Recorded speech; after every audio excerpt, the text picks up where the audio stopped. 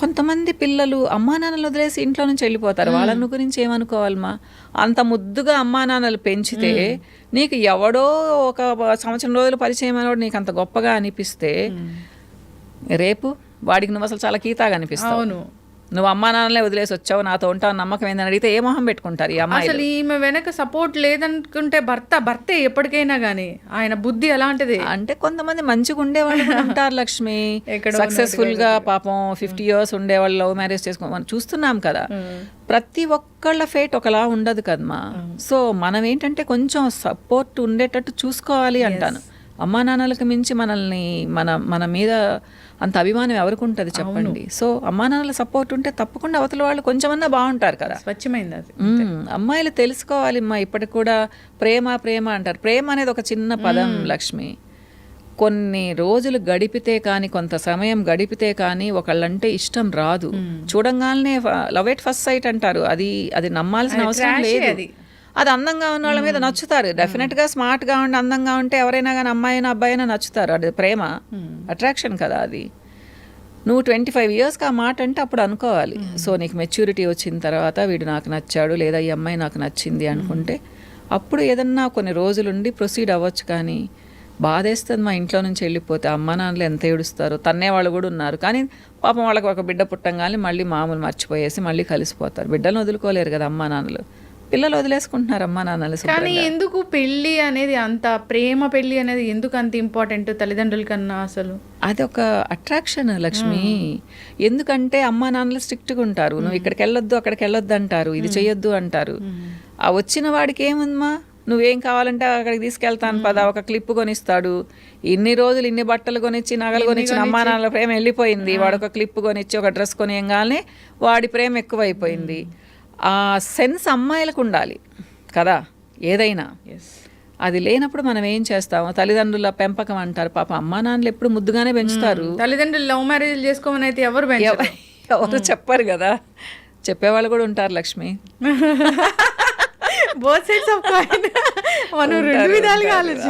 అవునమ్మా, మనం ఎక్కడికో వెళ్ళిపోయాం మన టాపిక్ వదిలేసి. ఇవన్నీ రోజు లైఫ్ లో చూస్తూ ఉన్నవే. బట్ లవ్ మ్యారేజ్లు అంటే నాకు కూడా అసలు ఇష్టం ఉండదు. అసలు లవ్ అంటేనే నాకు అసలు బేసికల్ గా నేను కూడా మీ జానరే. అసలు దానికి నాకు పడదు. అంటే కొంతమంది ఇప్పుడు నా కూతురు లవ్ మ్యారేజ్ చేసుకునింది లక్ష్మి. కానీ పెళ్లి చాలా గ్రాండ్ చేశాను. గ్రాండ్ కంటే నాకు చెప్పింది ఏమంటే దానికి 20th year నుంచే దానికి వేరే వాళ్ళు అడుగుతున్నారు, మీ కూతురు మేము చేసుకుంటామని అడుగుతుంటే నేను దాన్ని అంటూ ఉన్నాను అనమాట. వాళ్ళు అడుగుతున్నారు, నాకు ఎవరు వద్దు, నాకు నెల్లూరు వాళ్ళే కావాలి అనింది. అంటే అప్పుడు డౌట్ రాలేదు, ఓహో నేను నెల్లూరు వాళ్ళే ఇష్టం అవుతుందేమో అని అనుకున్నాను. తర్వాత ఒకళ్ళు సీరియస్గా అడిగారు, మేము వెయిట్ చేస్తాం ఇంకో 2 years అయినా ఆ పాప పీజీ చేసేంతవరకు అని. అది అడిగినప్పుడు చెప్పేసింది, ఇట్లా నాకు ఒక అబ్బాయి అంటే ఇష్టమ్మా అని చెప్పేసింది. ఆ అబ్బాయికి నేనంటే చాలా ఇష్టం. అంటే నీకంటే నాకు కూడా ఇష్టమేమ్మా అంటే, మరి నాకు నచ్చకపోతే అంటే, నీకు నచ్చకపోతే అప్పుడు చూద్దామ్మా, నువ్వు వద్దంటే నేను గమ్మునుంటాను అని చెప్పింది. సో ఆ మాట నచ్చింది నాకు. పిలవమన్నాను. మా అల్లుడి పేరు మనోజ్. వచ్చాడా బాబు, పాపం చాలా క్యూట్గా అనిపించాడు, ముద్దుగున్నాడు, మంచి మేనర్స్, మంచి డ్రెస్సింగ్ స్టైలు. ఆ బాబును కాదనడానికి అనిపించలేదు. అయినా ఇంట్లోకి పిలిచి మాట్లాడి నాన్న పాప ఇప్పుడు చెప్పింది, మరి నువ్వు చెప్పావా మీ మదర్తో అంటే, ఆంటీ స్నిగ్గి ఇప్పుడు చెప్పింది, నేను మా మదర్తో 2 సంవత్సరాల క్రితమే చెప్పాను అన్నాడు. ఏమనింది నాన్న అమ్మ అంటే, ఫస్ట్ చదువుకోండి తర్వాత కదా అనింది. అంటే నేను కూడా అదే మాట అంటానమ్మా, చదువుకోండి అంటే పాపం వెయిట్ చేశారు. లాస్ట్ ఇయర్ మ్యారేజ్ చేసుకున్నారు. ఇట్లా నేనేం చెప్తానంటే, కొన్ని తొందరపడకుండా ఇంట్లో పేరెంట్స్తో చెప్పి ఒప్పించి చేసుకుంటే అదేం తప్పు కాదు కదా. అవునా కాదా? అవును. అది అంటే ఒకటని చెప్పలేం. కానీ నేనేమైనా అమ్మా నాన్నల పర్మిషన్ తీసుకొని చేసుకున్నది ఏదైనా మంచిదేమ్మా. అది లవ్ మ్యారేజ్ కానీ అరేంజ్డ్ మ్యారేజ్ కానీ ఏదైనా కానీ. అమ్మా నాన్నలు అయితే మంచిగా ఉంటే వద్దని చెప్పరు. కొంతమంది మూర్ఖపు అమ్మా నాన్నలు కూడా ఉంటారు. అంటే క్యాస్ట్ని పట్టుకొని, లేదా డబ్బులున్న అమ్మాయి అయితే డబ్బు లేని అబ్బాయి అయితే వద్దంటాం, లేదా డబ్బులున్న అబ్బాయి డబ్బు లేని అమ్మాయి అయితే వద్దంటాం. ఇలా అది ఇంకా వాళ్ళ పర్సనల్ ఇష్యూ. అది ఏదేమైనా నమ్మకంతో ఉండి మేము చక్కగా ఉండగలం. అంటే నా కూతురికి ఏజ్ 27, అదేమి 17th yearలో లవ్ మ్యారేజ్ చేసుకోలేదు. సో అట్లాంటప్పుడు యాక్సెప్ట్ చేస్తాం కదా. సో వాళ్ళేమి ఊరికే 6 నెలలు వెయిట్ చేసి చేసుకుంటామని చెప్పాల. ఆల్మోస్ట్ పాపం 9-10 years వెయిట్ చేశారు వాళ్ళు. కాబట్టి ఎవరైనా ఒప్పుకుంటారు ఇలా ఉంటాయి కదా. అవును, yes, ఖచ్చితంగా మ్యామ్. తల్లిదండ్రులు ఇబ్బంది పెట్టే పనులు పిల్లలు అయితే చేయకూడదు. వాళ్ళని ఎంత అపురూపంగా పెంచుకుంటారు. అందరు తల్లిదండ్రులు అంతే కదా, మా బిడ్డలను అపురూపంగా పెంచుకుంటారు. హర్ట్ అవుతారు మా చాలా మంది పాపం. అంటే తండ్రులకైతే చాలా ఉంటుంది, తిట్టను కూడా తిట్టరు కానీ మనసులో పెట్టుకొని ఉంటారు వాళ్ళు. ఇళ్ళకి రమ్మంటే కూడా వెళ్ళరు. నాకు తెలిసిన వాళ్ళు చాలా మంది ఉన్నారు. ఎవరినో చేసుకొని వచ్చి నేను చేసేసుకున్నాను అని చెప్తే ఎంత హర్టింగ్ ఉంటుంది మా. అది ఉండాలి మా పిల్లలకు. అమ్మా నాన్నల రుణం తీర్చుకోమని అంతంత పెద్ద మాటలు నేను మాట్లాడను, కానీ అమ్మా నాన్నలకి వాళ్ళ వివాహాన్ని గిఫ్ట్గా ఇవ్వచ్చు. కరెక్ట్. మీకు నచ్చితే చేసుకుంటాము, మీరు చెప్పిన వాళ్ళనే అని కాదు, లేదా మీరు ఒప్పుకుంటేనే చేసుకుంటాము, కన్విన్స్ చేయొచ్చు అమ్మా నాన్నల్ని. అదేం పెద్ద అంత ప్రేమ ఉన్నప్పుడు 1 year ఒప్పుకోకపోయినా నెక్స్ట్ ఇయర్ తప్పకుండా ఒప్పుకుంటారు. అట్లా కాకుండా ఇంట్లో నుంచి వెళ్ళి పెళ్లి చేసుకోవడం అనేది అమానుషం అని చెప్తాను మా నేనైతే. పాపం ఎంత హర్టింగ్ ఉంటుందో అసలు. విలేజెస్ అయితే ఎంత బాధపడతారో. ఆ విలేజ్ లో ఉన్న వాళ్ళందరూ రోజు ఇదే టాపిక్ మాట్లాడతారు. తర్వాత మొహం పెట్టుకొని వెళ్లాల్సి వస్తే కూడా కష్టం కదా లక్ష్మి. కానీ ఏం చేస్తామ్మా, ఎవరి పర్సనల్ రీజన్స్ వాళ్ళు చెప్తారు. జాబ్ చేస్తే మంచిదా, బిజినెస్ చేస్తే మంచిదా అమ్మాయి? నేను అసలు చెప్పలేనుమా. ఎందుకంటే బిజినెస్ అంటే ఈజీ ఏం కాదు, జాబ్ ఈజీ ఒక విధంగా. ఎందుకంటే జాబ్లో ఫిక్స్డ్ శాలరీ వచ్చేస్తుంది 30వ తేదీకో 1వ తేదీకో. సో వాళ్ళు ఏంటి అంటే పెద్దగా ఆలోచించాల్సిన అవసరంలా, నా బడ్జెట్ ఇది, నేను ఇలా ప్లాన్ చేసుకుంటాను అని అనుకోవచ్చు. మీరు బిజినెస్లోకి వస్తే సెట్ అవ్వడానికే 5 to 7 years పడుతుంది. లాభాలు రావాలి అంటే తర్వాత వస్తాయి. ఈ అదృష్టం కొద్దీ కొంతమందికి ముందు వచ్చే వాళ్ళు కూడా ఉంటారేమో. అంటే వాళ్ళ వే ఆఫ్ బిజినెస్ మా. నేను చెప్పాను కదా, నిజాయితీగా వెళ్దాము అంటే అమాంతం లాభాలు రావు, లేట్ అవుతుంది. నాకు తెలిసింది ఏంటి అంటే బిజినెస్ మనం సిన్సియర్గా చేస్తే సెట్ అవ్వడానికి 7 to 10 years పడుతుంది మా. తర్వాత మనం లాభాలు చూస్తాము. దీంట్లో మనం బడ్జెట్ ప్లాన్ చేసుకోవాలి. ఎందుకంటే అప్ అండ్ డౌన్స్ వస్తాయి. ఈ నెల 1 లక్ష రూపాయలు లాభం రావచ్చు, వచ్చే నెల 1,15,000 లాస్ రావచ్చు.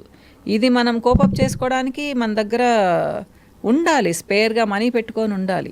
3 సంవత్సరాలు అట్టహాసంగా జరిపేసి ఉన్నది వచ్చినట్టు ఖర్చు పెట్టి పారేసి 4వ సంవత్సరం ఐపీ పెట్టేయడం అది పెద్ద. చాలామంది చేస్తారు అట్లమ్మా. అబ్బా ఏంటి వీళ్ళకి ఇంత లాభాలు వస్తున్నాయి అనుకుంటాము. వాళ్ళు చేసే తప్పేంటంటే లాభంలో నుంచి కాకుండా అసల్లో నుంచి తీసి ఖర్చు పెట్టేస్తూ ఉంటారు. మరి అప్పుడు 1 సంవత్సరం లాస్ వచ్చింది అనుకోండి, ఎలా వాళ్ళు చేస్తారు? వెనకాల ఏమీ ఉండవు అసలు. అంటే అట్లాంటి ధైర్యం చూస్తే నాకు చాలా భయం వేస్తుంది. నేనైతే ఒక్కొక్క అడుగు ఆచితూచి ముందుకేసాను మా. మేబీ నాకు అంత ధైర్యం లేదేమో, నా వేలో చెప్తున్నాను నేను. ఒక్కొక్కళ్ళు ఏంటి అంటే కొంచెం ఫాస్ట్గా, ఇప్పుడు మా పిల్లలు ఉన్నారు, నేను ఒక బేస్ ఏర్పరిచాను, నెక్స్ట్ వాళ్ళు వెళ్ళడం ఈజీ అవుతుంది. సో బిజినెస్ క్లిక్ అయింది అంటే బాగుంటుంది మా. మన టైం మనది కదా. ఇప్పుడు జాబ్ అంటే బాస్ చెప్పినట్టు వినాలి. బిజినెస్ అనుకోండి, నా ఇష్టం, ఈరోజు నాకు ఇష్టం ఉందా వెళ్తాను, లేకపోతే గమ్మున ఇంట్లో కూర్చుంటాను. అడిగేవాళ్ళు ఎవరు? నా ఓన్ బిజినెస్ కాబట్టి కదా. కానీ ఆ బిజినెస్ సరిగ్గా జరుగుతుందా లేదా అనేది ప్రెడిక్షన్ నిరంతరం మనం గమనించుకోవాలి మా. లేదు, సక్సెస్ వస్తుంది, రాకుండా ఏముండదు, టైం పడుతుంది. మనం సిన్సియర్గా దాని మీద కాన్సన్ట్రేట్ చేయాలి. తర్వాత భారం దేవుడికి వదిలేయాలి. మనం చేసేది చేసుకుంటూ పోతే ఎప్పుడో ఒకసారి మాత్రం క్లిక్ అవుతాము. టైం మనది అనిపిస్తుంది, అప్పుడు అదృష్టం అంటారు.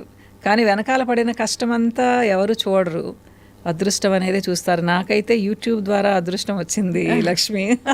చాలా ఫ్యాన్స్ ఉన్నారు మేడం. అట్లా కాదు, నా బిజినెస్ డౌన్ అయిపోతుంది అనుకున్నప్పుడు యూట్యూబ్లో నా వీడియోస్ విపరీతంగా చూశారు.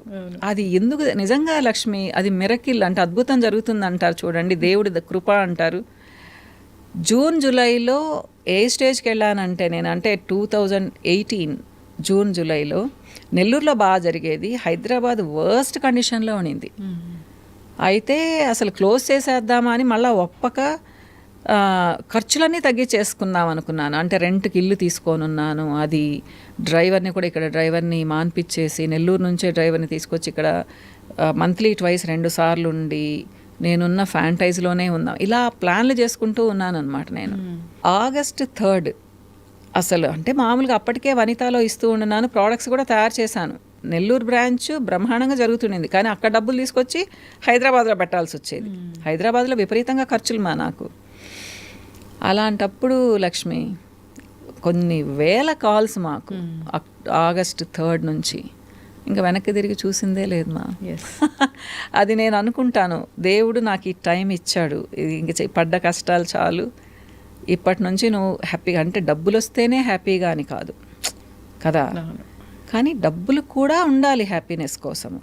అసలు అంటే ఇది క్లోజ్ చేసేసి నెల్లూరుకి వెళ్ళిపోతే హ్యాపీగా ఉండేదాన్ని, కానీ మనసులో ఒక బాధ ఉండేది. హైదరాబాద్లో పెట్టి ఇంత దూరం తీసుకొచ్చి అయ్యో క్లోజ్ చేస్తున్నాననే బాధ ఉండేది నాకు.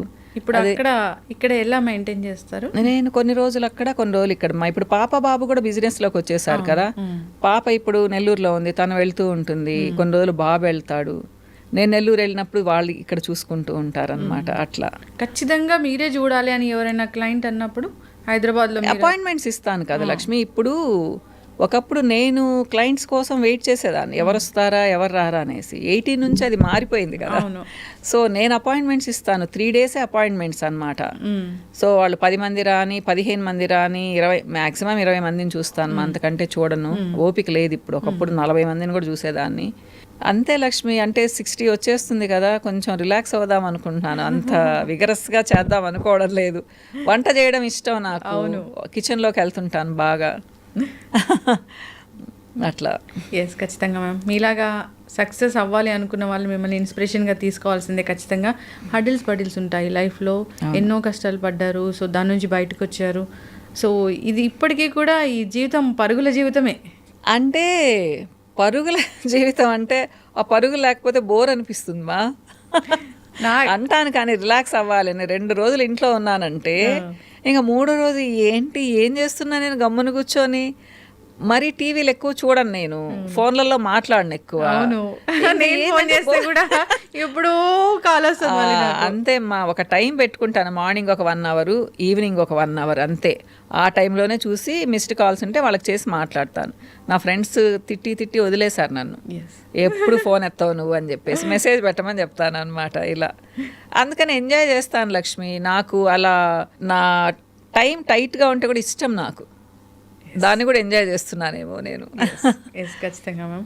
సో చాలా చక్కటి ఇంటర్వ్యూ ఇది. సో ఎన్నో మాటలు చెప్పారు, ఎన్నో షేర్ చేసుకున్నారు మాతోని. సో జీవితంలో ఇలాంటివి ఎదురవుతూనే ఉంటాయి, ఇది ఒక ఉదాహరణగా తీసుకుని అందరికీ అంటే లైఫ్ ఎవరికి సాఫీగా ఉండదు, అప్ అండ్ డౌన్స్ ఉంటుంది. మనం ప్రతిదానికి స్టేబుల్గా ఉన్నాము అంటే బాగుంటుంది అంతే. మనిషి లైఫ్ అంతే, ఎప్పుడు సాఫీగా అనేది ఉండదు కదా. ఖచ్చితంగా మ్యామ్. చాలా చక్కటి జర్నీ మ్యామ్. ధన్యవాదాలు. నమస్తే అమ్మా.